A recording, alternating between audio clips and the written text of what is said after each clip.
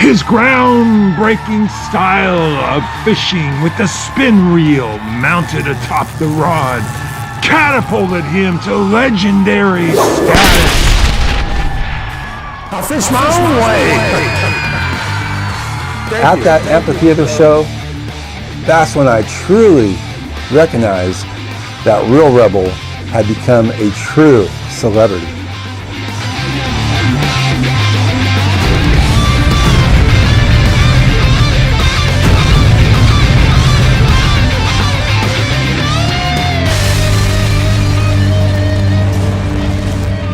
Yet the road to fame was anything but smooth. Along the way, his fans stood by him as he battled not only the scars of past trauma, but also the harsh scorn and ridicule for his unorthodox methods dating back to his childhood. When you're a little boy and you don't fit in with the other boys, it's real rough. They don't want to fish with you.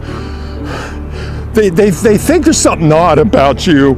He had to struggle with so much criticism about his fishing technique that it affected him. The Real Rebel carried an inner turmoil, conflict within himself. He struggled with that inside-outside perception. Through sheer determination, he triumphed over these psychological hurdles, cultivating a fierce confidence in his unique approach. I've been fishing with the spin reel on top my whole life, man.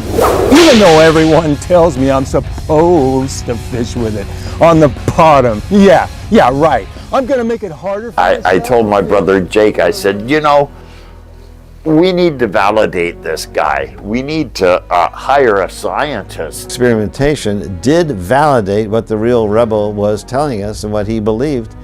Top or bottom makes a huge difference, and on top is vastly superior. Well, guess what?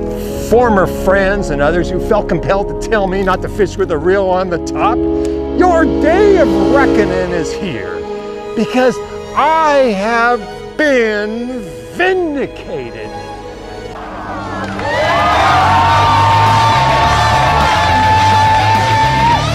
Okay, we gotta get on with the show here, everybody. I gotta tell you, there's one group of people that I don't have a lot of love for. It's all those other fishermen who fish with the reel on the bottom.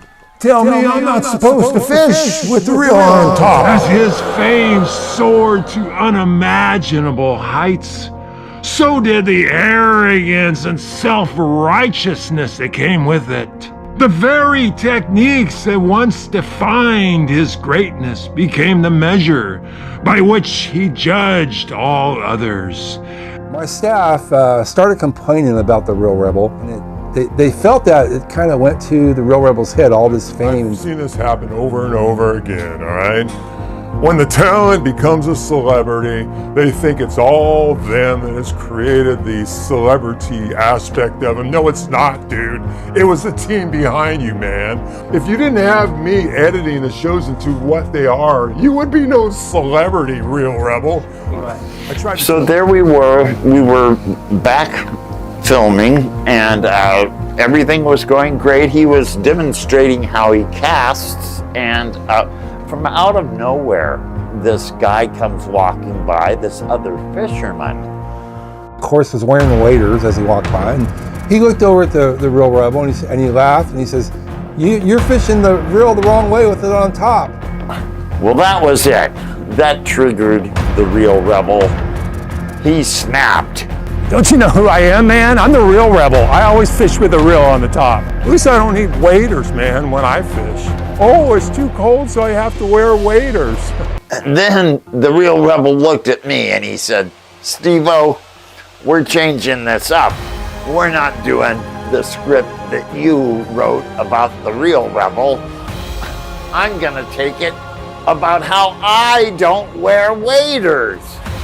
And then with that, he fires me, which he can't do because we're all working for Jake. You can't fire Steve-O because I'm the executive producer of Timberland Films. Only I could do the hiring and firing. So with that, I was fed up. I just left. I left my crew there. I didn't care anymore. I was done. Oh, it's cold, it's cold. Well, watch this, man. All of that defense that he had been building up over the years about the reel on top, it was too much of a burden to carry. He stayed in the river as dusk fell, the temperature dropped. He stayed there. What was he doing? What was going on inside a real rebel's mind? He was separating his image of himself from his real self. And that's where we got the real rebel in the water, facing that reality, and that's what changed him. He came out of that a different human being. When I was out there, a large steelhead swam up to me, and it just stayed there with me through most of the night. I had a strong communication that steelhead was concerned about me. Oh no, I've been teaching people how to catch them in an easier way by fishing with a reel on the top. What have I done? But that night was a special night. That was the night that the fish, the water, the environment, the air transformed Real Rebel to a human being.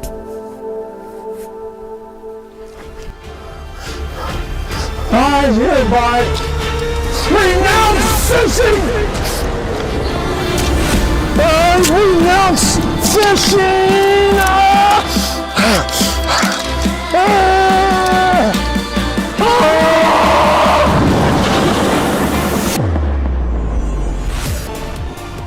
There's been lots of speculation about really what was the inner workings inside him.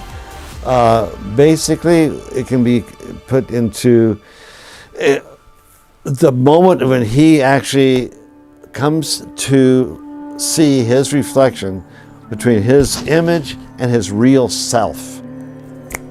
It snapped. That's what we have at the end of Real Rebel.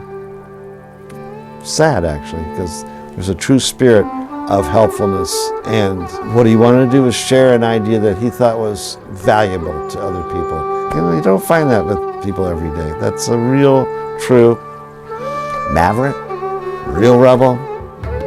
We're gonna miss him. I will. The fish are my sisters. The fish are my brothers. I am now the protector of the fish.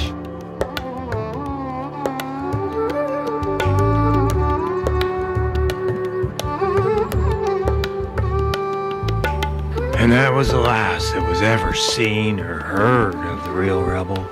Some say he lives in the wilds along the river, and then he comes out at night and goes into the water and sits for hours talking with the fish. Some fishermen claim that they've been run off the river by a wild-looking man who looks like he could be the Real Rebel. All the time he's telling them to leave the fish alone. And even though he is no longer with us, the Real Rebel will continue to live on through all his pre-recorded episodes that will continue to be broadcast on this cable TV channel, where you will be able to see the Real Rebel in all his glory as he continues to fish his own way without waders and with the fishing reel on top.